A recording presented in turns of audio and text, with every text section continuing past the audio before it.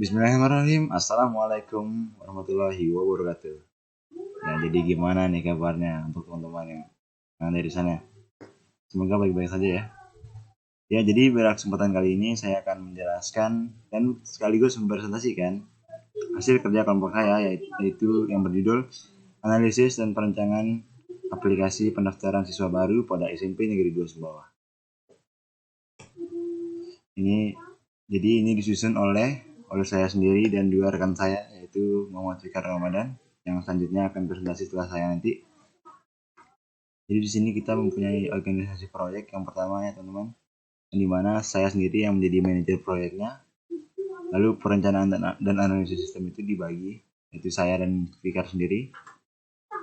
Lalu di sini untuk desain dan implementasinya kita berdua. Untuk pemeliharaannya itu saya berikan amanah kepada Muhammad Fikar Ramadan. Lalu untuk analisis sistemnya kita juga bagi. Lalu untuk desain dan implementasi itu tetap saja kita berdua ya. Lalu kita langsung menuju ke analisis risiko. Jadi ada dua faktor yang mempengaruhi analisis risiko kita ini, yaitu ada faktor internal dan juga faktor eksternal.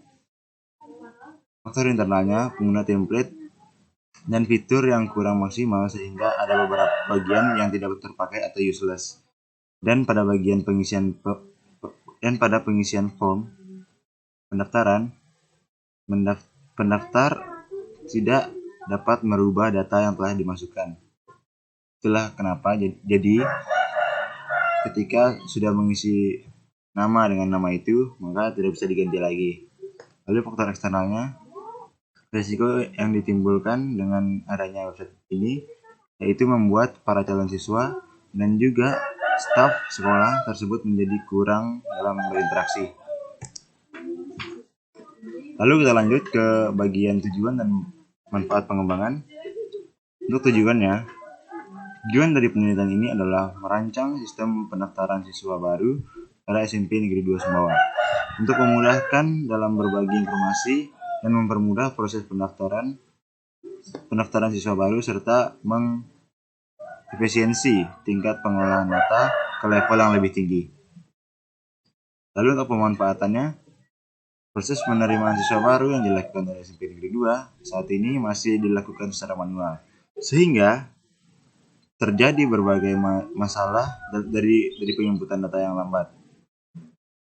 Ya, jadi segitu untuk tujuan dan manfaatnya. Lalu kita lanjut ke analisa kebutuhan. Jadi di sini laptop yang kami gunakan yaitu Asus M409DA dengan spesifikasi prosesor AMD Athlon, lalu RAM 4GB dan SSD 256 GB. Lalu apa aja sih perangkat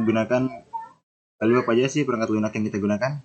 Di sini kita menggunakan SAMPP sebagai database-nya. Lalu untuk text editornya kita mempercayai kepada Visual Studio Code.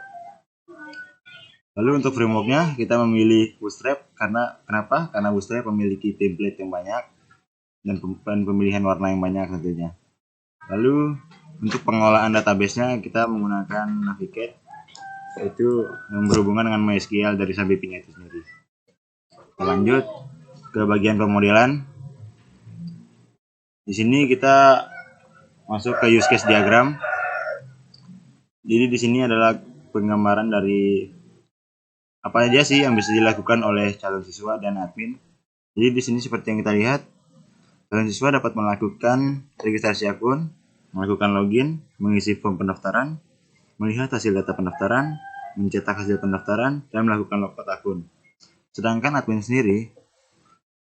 dapat mengolah data-data setting, yaitu seperti mengubah data setting tahun ajaran, menambahkan data setting ajaran, menambahkan data setting tahun ajaran, menghapus data setting tahun ajaran, melihat detail, dan tentunya mencetak laporan. Lalu kita lanjut ke activity diagram calon siswa. Registrasi akun calon siswa ini seperti yang ada di gambar, yaitu siswa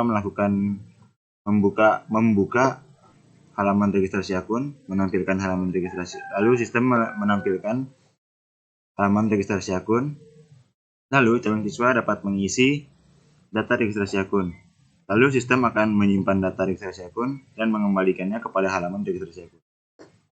Lalu di sini juga sama ya, seperti yang tadi alurnya. Ya, rata-rata sama lah. Ini kalau mengisi kan berarti dia mengisi di calon siswanya. Lalu sistemnya melakukan seperti apa yang diminta oleh usernya atau calon siswa ini. Lalu di sini juga ada admin. Tidak berbeda dengan usernya, yaitu admin juga melakukan login, karena setiap admin juga perlu login sih. Lalu kita lanjut ke kelas diagram. Jadi ini merupakan kelas diagram dari database kami, yaitu ada sekitar 7 tabel, yaitu dengan tabel utama yaitu user data yang merupakan form pendaftaran kami. Lalu kita lanjut ke sequence diagramnya. Ini sequence diagram, dapat dilihat ini alurnya calon siswa mengakses halaman registrasi akun, lalu mengisi data registrasi akun, lalu di sini ada proses, yaitu proses query, lalu simpan data, lalu data berhasil disimpan. Lalu kita lanjut ke login siswanya. Tidak jauh beda, hanya saja ada sedikit pembedaan di sini, yaitu di nomor 5 ya, dapat. Jadi kita perlu melakukan validasi data. Apabila data penginputannya salah, maka dia akan mengulang lagi ke yang ini, ke nomor 6 nih. Jika benar, maka dia akan langsung login berhasil. Ya, tidak jauh beda dengan activity diagram. Hanya saja ini menggunakan sequence, jadi lebih terperinci begitu. Mungkin itu saja yang dapat saya sampaikan. Selanjutnya akan disambung oleh rekan saya. Oke, assalamualaikum warahmatullahi wabarakatuh. Di sini saya akan melanjutkan penjelasan dari teman saya tadi. Di sini saya akan langsung menjelaskan pemodelan di desain interface-nya. Di sini ada homepage. Bisa teman-teman lihat di sini merupakan tampilan awal ketika teman-teman membuka website yang kami buat. Di sini ada pengumuman, panduan, dan login. Selanjutnya di sini ada registrasi akun calon siswa, di mana di sini diminta untuk membuat akun dan password untuk siswa. Kemudian setelah membuat akun, otomatis calon siswa harus melalui login terlebih dahulu.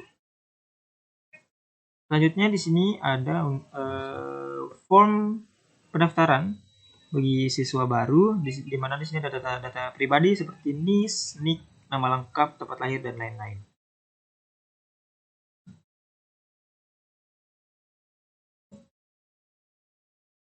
Oke, di sini ada fitur untuk melihat hasil pendaftaran, di mana data-data yang tadi sudah teman-teman isi bisa dilihat di sini. Selanjutnya tidak hanya siswa yang melakukan login, di sini admin juga harus melakukan login terlebih dahulu. Kemudian di sini admin bisa melihat detail sudah berapa calon siswa yang telah mendaftar. Seperti ini nomornya. Oke, di sini saya akan membahas peralatan pendukung yang kami gunakan untuk membuat website ini. Yang pertama ada Visual Studio Code. Visual Studio Code adalah kode editor sumber yang dikembangkan oleh Microsoft untuk Windows, Linux, dan macOS. Ini termasuk dukungan untuk debugging, kontrol Git yang tertanam dan GitHub. Penyorotan sintaksis, penyelesaian kode cerdas, snippet, dan refactoring kode. Ini sangat dapat disesuaikan, memungkinkan pengguna untuk mengubah tema, pintasan keyboard, preferensi, dan penginstal ekstensi yang menambah fungsionalitas tambahan. Selanjutnya yang kedua ada framework Bootstrap. Bootstrap merupakan sebuah library framework CSS yang telah dibuat khusus untuk mengembangkan front-end sebuah website. Bootstrap juga dikenal sebagai salah satu framework CSS, HTML, JavaScript yang begitu populer di kalangan website developer atau pengembang website. Selanjutnya ada Hypertext Preprocessor. PHP merupakan bahasa server-side yang menyatu dengan HTML untuk membuat halaman web yang dinamis. Salah satu fungsinya adalah untuk menerima, mengolah, dan menampilkan data ke sebuah situs. Data yang diterima akan diolah di sebuah program database server, kemudian hasilnya ditampilkan ke layar browser sebuah situs. Selanjutnya, Hypertext Markup Language atau HTML sebenarnya bukan sebuah bahasa pemrograman, karena HTML adalah bahasa markup atau penanda terhadap suatu dokumen teks. Simbol markup yang digunakan oleh HTML ditandai dengan tanda lebih kecil dan tanda lebih besar. Dua tanda ini disebut tag. Tag yang digunakan sebagai tanda penutup diberi karakter garis miring. Selanjutnya ada Cascading Style Sheet atau CSS, merupakan aturan untuk mengendalikan beberapa komponen dalam sebuah web sehingga akan lebih terstruktur. Sedangkan menurut Binarso et al. 2012, CSS adalah Type Sheet Language yang digunakan untuk mendeskripsikan penyajian data dokumen yang dibuat dalam markup language. CSS merupakan sebuah dokumen yang berguna untuk melakukan pengaturan pada komponen halaman web. Inti dari dokumen ini adalah memformat halaman web standar menjadi bentuk web yang memiliki kualitas yang lebih menarik, lebih indah dan menarik. Selanjutnya ada MySQL. MySQL merupakan salah satu jenis program database, yaitu sebuah program yang berfungsi untuk mengolah, menyimpan data, dan memanipulasi data dari server. Sedangkan menurut Andi Antonius Setiawan, dari SM Lumenta, MySQL adalah software atau tools untuk mengelola atau memanajemen SQL dengan menggunakan query atau bahasa khusus. MySQL juga merupakan salah satu software yang bersifat open source. Selanjutnya ada SAMPP. SAMPP adalah perangkat lunak bebas yang mendukung banyak sistem operasi. Merupakan kompilasi dari beberapa program. Fungsinya adalah sebagai server yang berdiri sendiri atau localhost yang terdiri atas program Apache, HTTP server, MySQL database, dan penerjemah bahasa yang ditulis dengan bahasa pemrograman PHP dan Perl. Nama XAMPP merupakan singkatan dari X 4 sistem operasi apapun, Apache, MySQL, PHP, dan Perl. Program ini tersedia dalam GNU atau General Public License dan bebas yang merupakan web server yang mudah digunakan dan dapat melayani tampilan halaman web yang dinamis. Oke, mungkin sekian yang dapat kami sampaikan. Kurang lebihnya mohon maaf. Wabillahi taufiq wal hidayah. Wassalamualaikum warahmatullahi wabarakatuh.